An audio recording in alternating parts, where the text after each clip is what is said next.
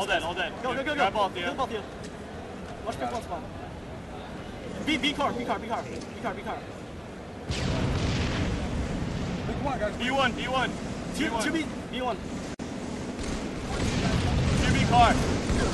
2B car. One shot. I got 3 1-shots. He's 1 shot. One shot. Car 3 1 shot. All right, so we're halfway into this game, and we're around the 7:30 mark. 89, make that 90 and counting over 39. New life here for Heaven and Earth. We're kind of seeing Carbon struggle with this kind of spread out strategy that Heaven and Earth is using. Yeah, Heaven and Earth is attacking their holes in their offense very, very well. I haven't seen so many players sneak behind a team this well. I mean, you got to think, with Carbon somehow managing to escape playing this game type in the Meadowlands, did they practice it very much, in between events? Now, Heaven and Earth, they had to change. They played this game type 3 times in the Meadowlands. They lost. They only had a 33% chance winning, losing 1 to 2. But they still had the experience on the person playing this game. And I say that to say it's very much like in the NBA. If you face a team once, when you see them in the finals, or you see them when it really counts, will you have enough to show up? And, well, Carbon, I know those guys practice a lot now with Defy on the roster. They were really upset that Soviet left, and they got to land in, I believe, with Instinct. So, Instinct definitely is going to be playing this game type. So I'm sure Carbon's got their practice in. But Heaven and Earth, they're really just completely dominating this game. It's kind of like they just started playing. They woke up from a dream. Now they're up.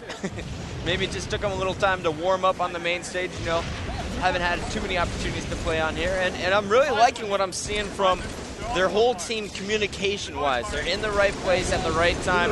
They're calling out positions, telling the oddball guy where to go, where to look.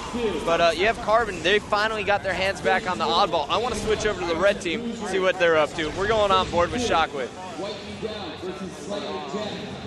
You're good. Bring a pink side. You're pink, Coach. You're pink right here. Pink, let's the other base pink. I ran away, dude. P1 on the base. Under your base. Coming up your stairs, Brandon. Up the stairs on my base, guys. You guys on my X. Perplexity and hook on the ball. Bottom mid. Scotty wants to fight. Now, Scott, you played on Carbon. You played with Ghost. You played with Shockwave. When you guys were down like this, what did you do to come back?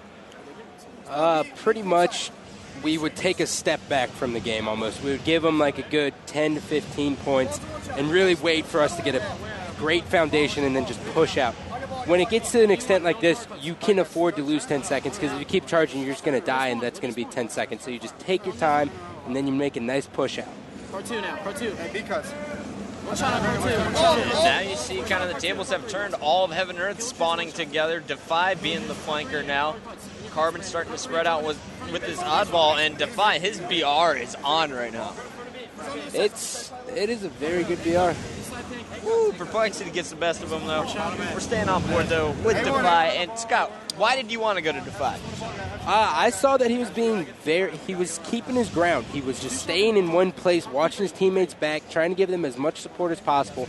And that's really the idea for a support player in this game. You just want to sit in a spot where you can see all the other team's spawns and just put shots in them. You don't really necessarily have to get kills. You just got to put shots and let them know where they're at. By trying to play a little sneaky here, and now the ball is back in the hands of Heaven Earth. We're going over to Powwow.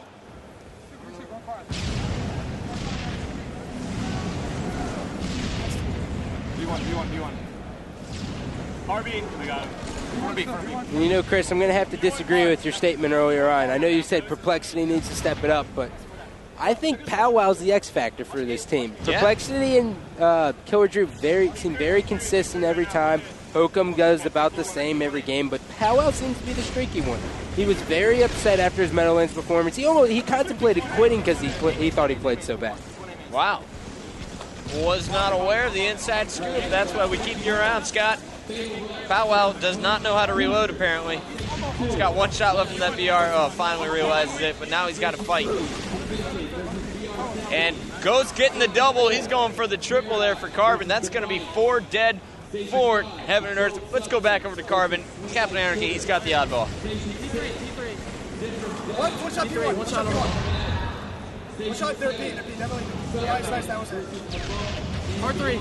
Car 3, car 2. Car door, still there. One shot right here. A1, nice. Get him with that. 2 down, guys. 2 down.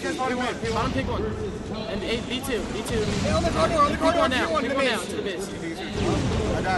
Anarchy was across the map from the rest of his team. A double kill from Powwow is going to stop the oddball. We're going back on board with Heaven and Earth. 2 minutes, 20 seconds. Carbon running out of time here. They basically need as much time as possible. And it seems like it's their setups. There's a flaw somewhere in their setup. I haven't figured it out yet, but there's a flaw in their setup that is causing them to only get about 10 to 15 points per possession. I don't know, maybe Heaven and Earth has a great take-back strat, or maybe the guys from Carbon just aren't paying attention to spawns well. Well, you know, when I was looking at Captain Anarchy holding that ball, he was the last one alive. The rest of his teammates were all across the map. That might have something to do with it. And Deathfinger. Who wants to die? Perplexity's already dead. Ball guy, 2 guys on ball. B1, car 1, car 3. Car 2, car 1 on ball. Nice. One hit car 1. The 5's one hit car 1, guys. The 5 was one hit car 1. All of these. All right. They're both going 8. Ace stairs. Got him. On ball. Pick one. Ball's one shot. Go card, guys. We need to go card. Car 8. He's alright, their shields are charged. And it looks like it's mathematically over here. But we're going to stay on board with Killer Drew, see how many kills he can rack up this game.